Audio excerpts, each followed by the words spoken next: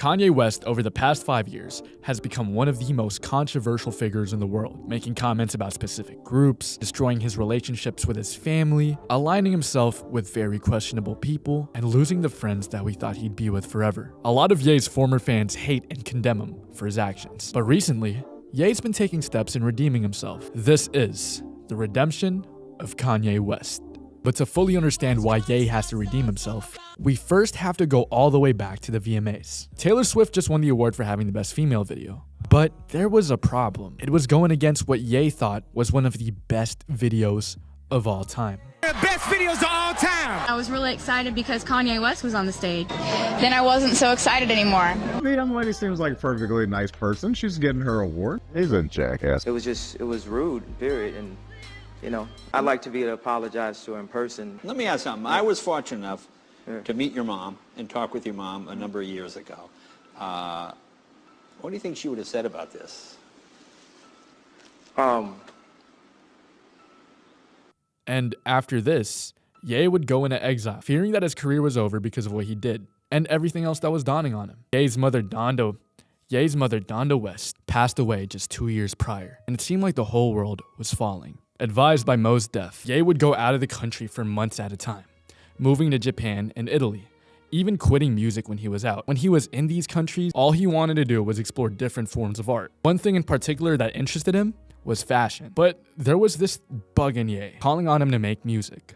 That's what Ye knew, and he was the guy who made Graduation, so this drove Ye to get a couple of amazingly talented people and moved to Hawaii, locking himself in a studio while recording one of the greatest pieces of art in history. Can we get much higher? So high. Going down as a century-defining album. When My Beautiful Dark Twisted Fantasy released, fans immediately switched up.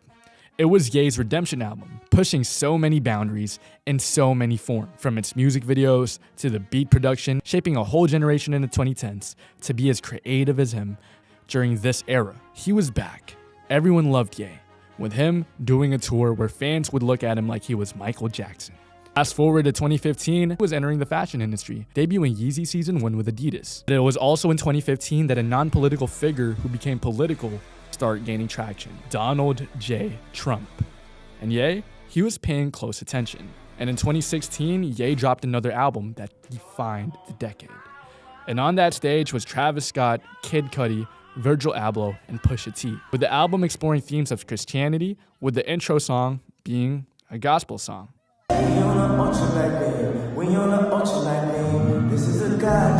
That listening party, Ye spoke about freedom of expression, art with no boundaries, and a life with no censorship.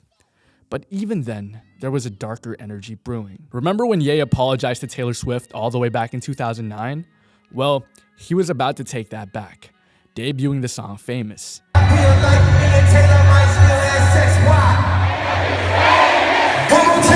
which led to the St. Pablo tour, Ye on top of the world, selling out shows all throughout the globe. But in October, something insane would happen to Ye's family.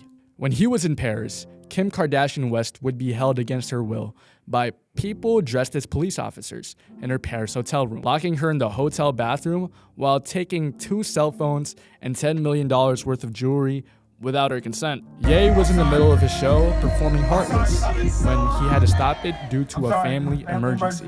This took a toll on Ye's mental health, but Ye pushed through with performing until he couldn't anymore. Sacramento, California. Ye was 3 songs in and would stop the performance because he had something to say. Oh yeah, I'm on my Trump shit tonight. Radio, fuck you. Radio, lied to you. Hey, to play that bullshit. I'm not scared. I'm here to change things. And change things he did. Ye canceled the entire St. Pablo tour.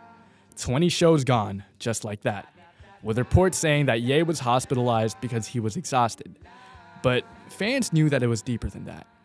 Years of pressure, controversy, creative battles, family problems, and the weight of being Kanye West finally broke through. Ye was hospitalized and was soon diagnosed with bipolar disorder.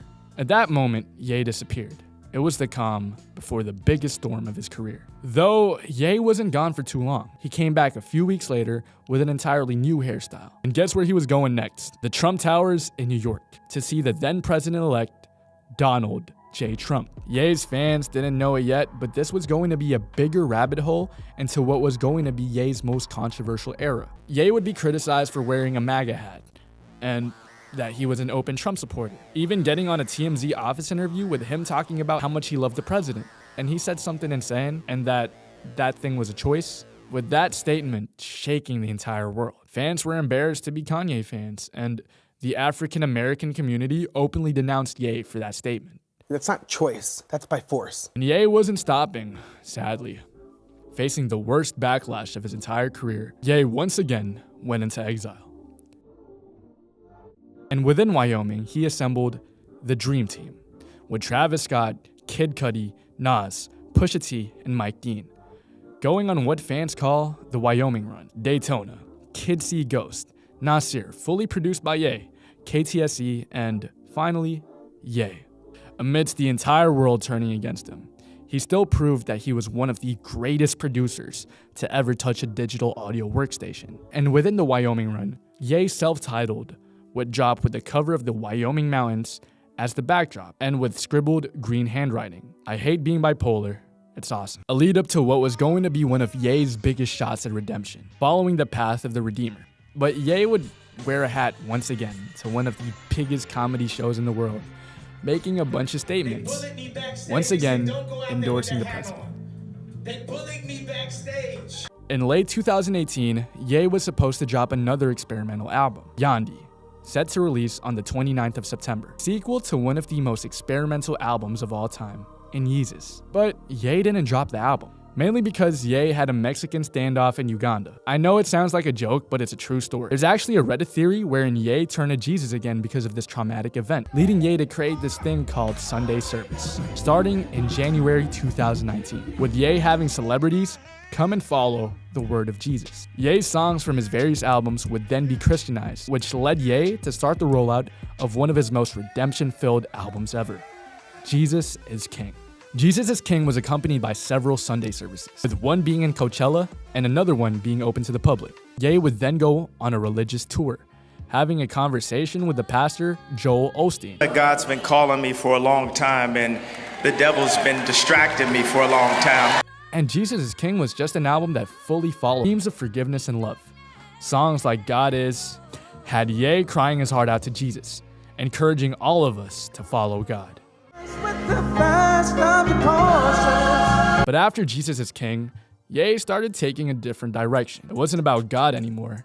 It was about the United States of America, as Ye was running for president of the United States. America. What is America's destiny? What is best for our nation, our people?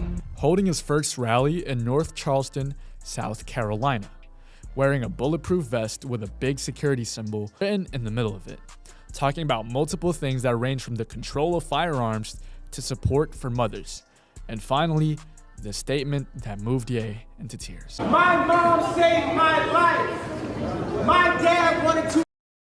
After the rally, Ye would go into a meltdown, going into various chaotic tweets. Ye claimed that Kim tried to lock him up and that Kris Jenner didn't even want to talk to him. Moreover, he said that he'd been trying to divorce Kim since 2018. This then led Kim to issue a public statement saying that Ye had bipolar disorder and that the family's really been trying to help and that we need to show compassion to Ye. Ye also started straying away from his Christian identity, working with Playboi Carti on Whole Lotta Red as its executive producer. And Whole Lotta Red's imagery is the exact opposite of Jesus is King. And then 2021 happened. Kim Kardashian filed for divorce in February, and Ye was slowly losing his mind. But he stayed grounded and would then start working on a love letter to his mother, Donda, going back to his Christian identity in August, with the album containing absolutely zero cuss words. The song Donda Chant paying homage to his mother, Donda being said 60 times. Donda as an album acted as some sort of redemption from both his actions in the prior year and showing his growth as a person. The album contained several listening parties with Ye ascending in one of them, and his childhood Chicago home being the main centerpiece in the Chicago listening party. And something else happened in that show, with Kim Kardashian West walking out to No Child Left Behind, wearing a Balenciaga wedding gown, and them reuniting once more. It seemed like it was too good to be true, and unfortunately, it was. It all came crumbling down as Kim moved on, and she started dating somebody Petey, go fuck yourself! Jesus!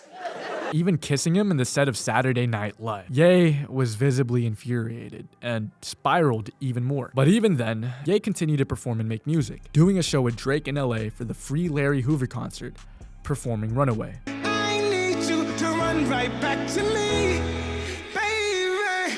But Ye would move on to dating the actress Julia Fox, who he'd then break up with just a few months later. And he'd post the infamous Civil War photos, going against people who he used to love. He would also go on a big rant against the religious and cultural community affected with deep historical trauma, which led him to lose millions in sponsorships. And this would have so many people within the community turn against him. The rest of 2022 would continue to be an insane year for Ye, a year that would go down in infamy. Ye was rolling out his album Donna 2, an album that ended up containing swear words, and would exclusively release the album on this template to stay away from the systems that he thought were controlling him and the industry. And then he made a few tweets that would land Ye into massive scrutiny, since they were not very nice to groups of people. And even his podcast with LeBron would get canceled, since there were a lot of things that he said that were bad. In response to the tweets that Ye made, Gap, Vogue, UMG, CAA, Balenciaga all terminated their collaborations with them. Ye was also no longer a billionaire, with his net worth being reduced to a measly $400 million. And then the interview happened. Ye, in a Vemon racing jacket, would say he loved a guy with a mustache. That was the final nail in the coffin, with so many people being done with Ye after that. 2023 was then marked as a year where Ye was just going crazy. He married his former employee, Bianca Censori, and they started traveling the world together, with them often being photographed. There was even a huge headline when they were in Italy because of how Bianca was dressed that I won't be showing in this video. Ye wasn't down in the dumps though, as he started working on the new Yeezy collections, and a new album alongside Ty Dolla $ign was coming, Vultures 1. The rollout of Vultures being equally as controversial for the reason that it was oddly similar to a country that existed from the early 30s to the mid 40s. But fans started being more lenient with Ye, with droves of fans going to all of the listening parties. He was still packing stadiums, starting some sort of redemption arc for Ye in terms of music. Though his political opinions or views wouldn't change, he started making music again that fans were going insane for. He even gave Cardi his first #1 hit and the song of the summer, Carnival.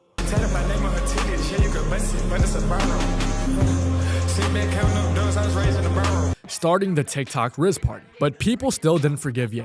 Anthony Fantano even said that Vultures was unreviewable, since you couldn't separate the art from the artist. And there were several problematic lyrics within Vultures. It was also around this time that he was working with his protege, Playboy Cardi, in the rollout of I Am Music, producing the song 2024 just a few months prior.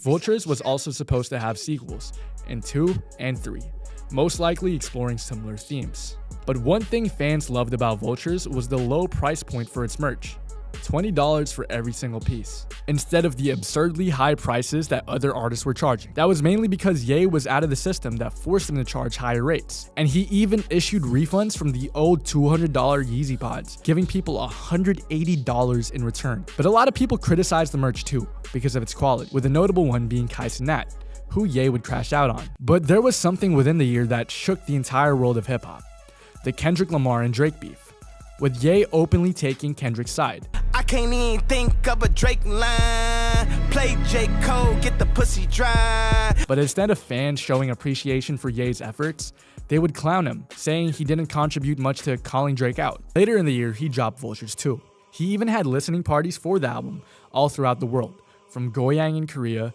and Haikou, China. The Haikou show even had all the taxi drivers exclusively play Ye. And it was there where he'd announced his next album to be named Bully. Then, one of the worst years for Ye fans, and Ye in general, happened: 2025. It was in 2025 where Ye would defend someone who held notorious parties and advocated for him to be released. It was also this year where we would find out that Ye did some stuff with his cousin. and that he was interested in watching things on a chair. He was also caught using AI in his music and his videos, a huge downgrade from one of the greatest talents of all time. It was like Ye was gone, but a small light came. In an interview with Justin LeBoy, he looked normal, and there was one revelation in this interview that made fans realize something different about Ye since of autism that I have, and autism takes you to a Rain Man thing. a month after this interview, Ye's mental health would get even worse when his closest protege, Playboy Cardi, left him off his 5-year-long album, I Am Music, with Ye visibly expressing his frustration and pain with the whole thing, saying things about Cardi's baby mother, mainly because Cardi also dropped the bar about Ye's ex in the song Fine Shit, which then led Cardi to tell Ye to shut up, and Ye would even tweet that he loved Cardi ironically on the 1st of April. Then the 2H song dropped, which I shall not elaborate on. Ye then released another song dissing Cardi with Youngboy on it called Alive, which Cardi would quickly respond to saying, "This my song, little bruh." Maybe I'm ready to trip. Niggas not ready for him. I'm the reason niggas sipping that. There was a light on the other side of the tunnel, and Ye said he was done with being mean to specific groups, and it was looking very positive for his career direction. Though a few shows were canceled, Ye was in Asia performing. And at the same time, Cardi was having his Antagonist tour, which had to stop in Ye's hometown in Chicago. I love you. Without you, I ain't gonna lie, bro. That nigga helped change my life, bro. And this may have warmed Ye's heart so much that he made a return to performing as a surprise guest in Travis Scott's Circus Maximus tour. Because Ye was feeling overwhelming love again, decided that he was done being so hateful. On a faithful day, Ye visited a rabbi and took accountability for the things he said and done to them. The rabbi saying that if you do something wrong, you can regret it and be forgiven for it, with the rabbi hugging him and saying he was a very good man. And this new chapter came consequences, like the government of Brazil saying they'd arrest him if he made any negative comments like he used to. Ye nowadays is seen acting sorta normal. He did a street fashion interview and is on an apology tour. So for now, Ye is on his path to redemption. But we just have to wait and see if he really means it this time. I'm Murdoch, and that was the redemption of Kanye West.